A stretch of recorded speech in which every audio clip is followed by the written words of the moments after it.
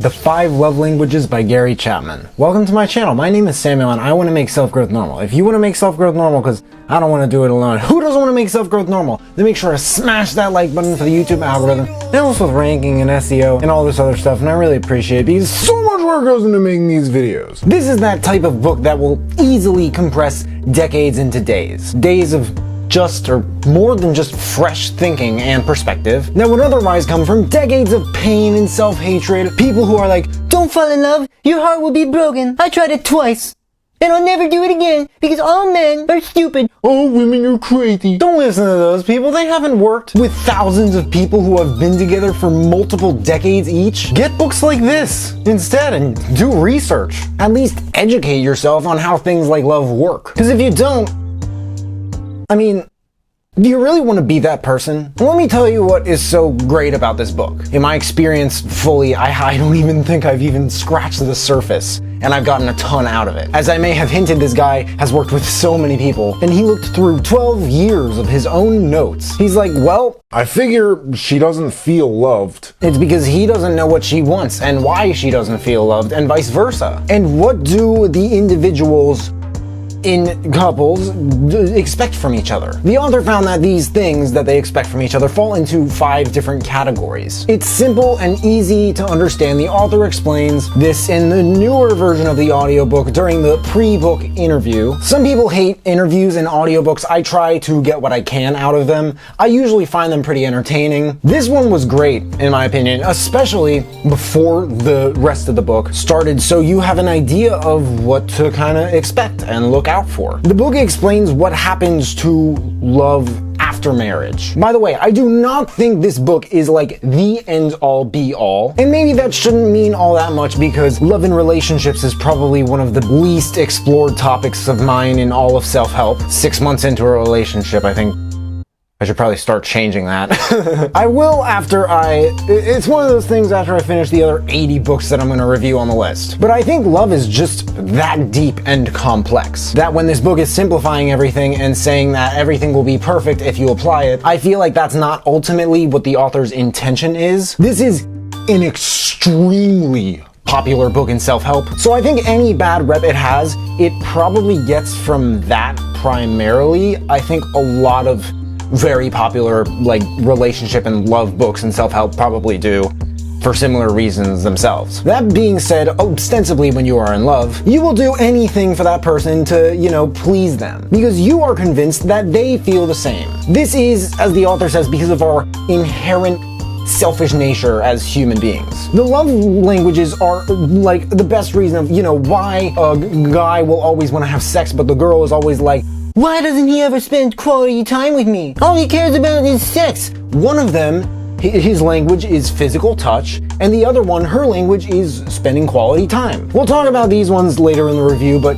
let's go over each language one by one in the order of the book instead. By the way, at the end of this list, please feel free to pause the video and let me know what you guys think your love language is. My language, the first language, is words of affirmation. The author in this one doesn't just go over how and why this and all the other ones become someone's love language, but also how to speak and phrase these words in ways that are the difference between that of a loving spouse and that of a tyrant. Words of affirmation and words of resentment. He also lays out a list of what to do if your spouse's primary language is words of affirmation. Some of these are writing down words are important 3 times on a note card and taping it to a mirror. Also telling them the things that you appreciate about them the most, at least once a week, and then going from there is more often. Language 2 is quality time. And the main idea here is one thing that makes you feel loved emotionally may not be the same thing that your partner that makes them feel loved emotionally. So if you're like me and you love words, you're just a communication freak, and you're like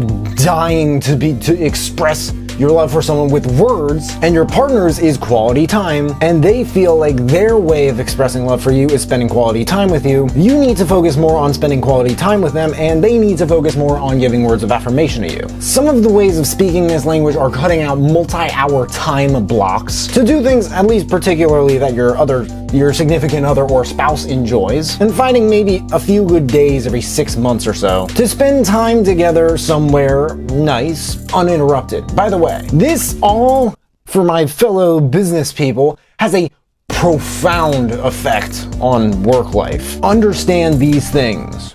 Profound. Language 3 is gift giving. Some gifts are expensive and some are free, but honestly, based on what the author is saying, it really seems like it's just the thought that counts at the end of the day. Or actually, I think he said that the more you have to go out of your own way to get it, especially if you're like me and you hate spending money, you would rather save it, unless you're spending it on something that is ultimately going to be making you more money. It doesn't involve being creative as much as going out of your way to spend the money anyway. Some ways of speaking this language are getting a small list of things that your spouse likes to have materially given to them, and getting the small ones frequently and getting the bigger ones a little bit less frequently than the smaller ones. If you are good at saving, this is where I like to think budgeting will come in handy.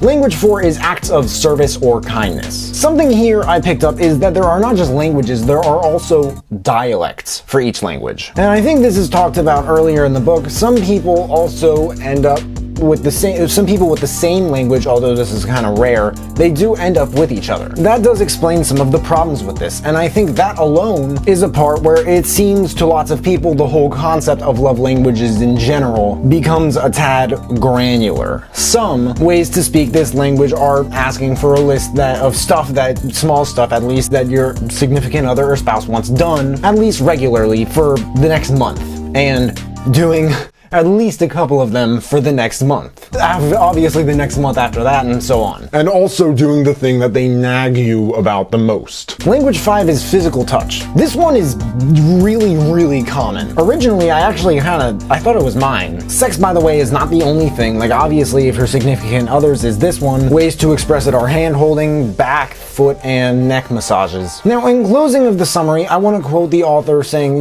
this is kind of the icing on the cake. The high divorce rate in our country bears witness that thousands of married couples have been living with an empty emotional love tank. No offense to anyone who thinks this is a really bad southern accent. I'm from Pennsylvania, and the author it's very obvious from the audiobook that he's not. I believe that with the concepts in this book can make a great significant impact on the marriages in our country. He says he dreams of a day where the potentials of married couples in our country can be on the list. I don't know why I use the word list. These videos are scripted out for the most part. Maybe I wrote the wrong word or autocorrected or something. For a better good of humanity. And that's why I review books like this, because books like this have, the purpose of their writings is it's intertwined with the spirit of the book, for lack of a better word, quotes. What good is the house, the cars, the beach, or any of the rest of it if your wife doesn't love you? If an apple a day keeps the doctor away, maybe a compliment a day will keep the counselor away. What we do before marriage is no indication of what we will do after marriage. Due to the sociological changes of the past 40 years, we no longer claim the certain notions of the male and female role in American society. Yet that does not mean that all stereotypes have been eradicated. It means rather that the number of stereotypes has multiplied. Since love is such a deep emotional need, the lack of it might be our deepest emotional pain. Freedom and responsibility are two sides of the same coin. Direction 1. I recommend this book to anyone who has experienced some sort of fear of pain brought about by a relationship, particularly a romantic one. So I guess probably anyone in America. Again, this book is not like an end-all be-all, but if there had to be one book anyone checked out for their whole life about love that would help them later on in different relationships, what would it ideally be other than this one? If you're very well versed in this subject, please let me know in the comments below, because I'm not. I did really, really enjoy this book and got a lot out of it nonetheless. Direction 2. If you like this book, I guess I recommend checking out Attached by Amir Levine and Rachel Heller. I don't know what else at the moment. I'm sorry about that, guys. I mean, this is a great book. I talk in my review of that one about what to look out for, because there is a huge sort of warning caution thing if you get that book, like I try to do in any review. The 5 Love Languages by Gary Chapman. There's a link in the description if you guys want to check it out and read the reviews. That and all the other books that I mentioned in this video if you want to check those out as well. If there are any other books that you guys want me to check out and review, please let me know in the comments below. Also let me know if you checked out this book and you liked it. But hey, make sure to smash that like button, subscribe if you haven't already, because I don't get why people watch this far into my videos and they don't subscribe, but if you have subscribed and you want to turn it up just a notch and turn on that notification bell to receive a notification every time I drop a new video, that would mean the world to me. Thank you guys so much for watching. I really appreciate it. You can find me everywhere, and I will see you then.